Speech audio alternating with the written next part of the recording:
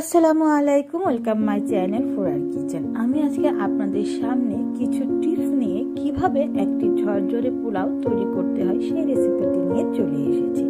যদিও রেসিপিটা সহজ, কিন্তু অনেকের কাছে কিন্তু অনেক কঠিন। তাই আমি কিভাবে সহজভাবে এই পোলাওটা তৈরি করতে হয় সেই রেসিপি আপনাদের সাথে শেয়ার করব।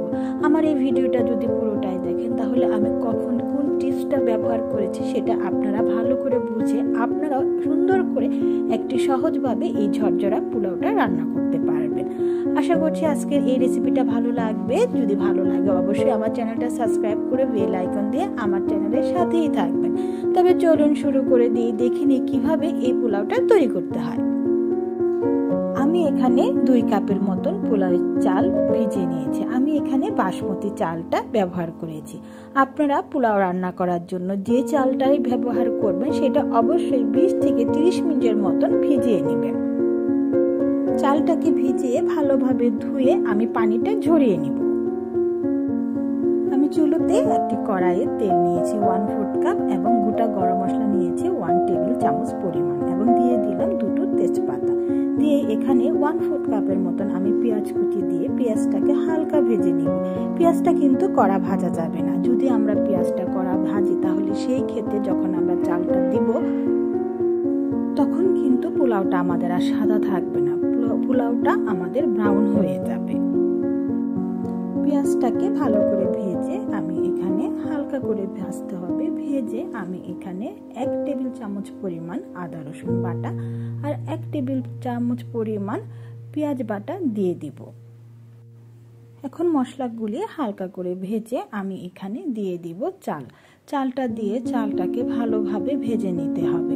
চালটাকে অবশ্যই 2 থেকে 3 মিনিট পর্যন্ত ভেজে নিতে হবে। এখন দিয়ে দিব 1/2 কাপের মতন লিকুইড দুধ আর আমি এখানে দিয়ে দিব 3.5 কাপের মতন পানি। যেহেতু আমার এখানে 2 কাপ চাল, সেহেতু আমি এখানে 2 কাপ চালে 4 কাপ পানি দিব। যেহেতু আমি 1/2 কাপ লিকুইড দুধ দিয়েছি সেই জন্য 3.5 কাপের মতন পানি দিয়ে দিব। এখানে লিকুইড দুধটা ব্যবহার করা হয়েছে যেন পোলাওটা সাদা থাকে।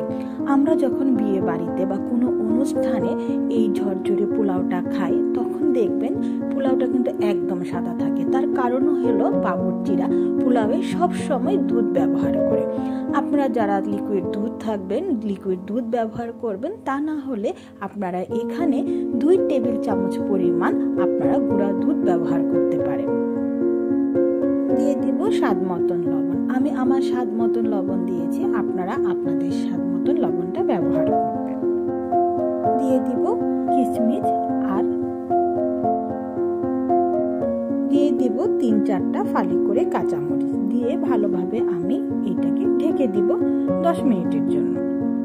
আমার পোলাওটা কিন্তু প্রায় হয়ে গেছে। এখন আমি নেড়ে উপরের পোলাওটা নিচে দিব, নিচের পোলাওটা উপরে দিব, দিয়ে ভালোভাবে সমান করে নেড়ে ঢেকে দিব। এখন দিয়ে দিব 2 টেবিল চামচ পরিমাণে ঘি। আপনারা ইচ্ছে করলে এখানে কেওড়ার জলটাও দিতে পারেন। ঘিটা দিলে একটু শাহি শাহি ভাব আসে এবং খেতেও ভালো লাগে। পোলাওয়ে কিন্তু ঘিটা অবশ্যই দিলে অনেকটাই মজা লাগে খেতে। দিয়ে দিব পেঁয়াজ আর বেরেস্তাটা। এখন দেব কাঁচামরিচ। ঢেকে দমে রেখে দিব 5 মিনিটের জন্য। এখন 2-3 ফোঁটা করে 3টে জায়গায় আমরা জর্দাতে যে রংটা ব্যবহার করি সেই জর্দার রংটা গুলিয়ে দিয়ে দিব পানিতে ভালোভাবে জর্দার রংটা গুলিয়ে 2-3 ফোঁটা করে আমি দিয়ে দেব।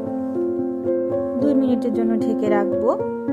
2 মিনিট পর যেখানে আমি জর্দার রংটা দিয়েছি সেটা হালকা হালকা করে একটু নেড়ে দিব। আমার পোলাওটা কিন্তু একদম রেডি হয়ে গেছে। আমি আপনাদের সামনে সার্ভ করে দেখিয়ে দিচ্ছি পোলাওটা আমার কতটা ঝরঝরে আর সুন্দর হয়েছে। এই যে দেখুন, পোলাওটা কিন্তু অনেক ঝরঝরা হয়েছে এবং দেখতেও কিন্তু সুন্দর লাগছে। আমরা কিন্তু বিয়ে বাড়িতে কোনো অনুষ্ঠানে কিন্তু এরকম পোলাই খেয়ে থাকি। আমরা কিন্তু ঈদে বাসায় কোনো মেহমান আসলে বা কোনো যদি আমরা ছোট করে পার্টিও করি আমরা কিন্তু এই পোলাওটা অতি সহজেই রান্না করতে পারবো। আর আমি যে সকল টিপস দেখিয়ে দিলাম সেগুলো যদি আপনারা ফলো করেন আপনারাও কিন্তু অনেক সহজভাবেই ঝরঝরে পোলাওটা রান্না করতে পারবেন। যারা নতুন রান্না করে তাদের জন্য কিন্তু এই রেসিপিটা একদম পারফেক্ট। আশা করছি আজকের এই রেসিপিটা আপনাদের অনেক উপকারে আসবে। যদি ভালো লাগে তাহলে আপনাদের ফ্যামিলি মেম্বারের সাথে শেয়ার করবেন। সবাই সুস্থ থাকবেন, সবাই ভালো থাকবেন। আল্লাহ হাফেজ।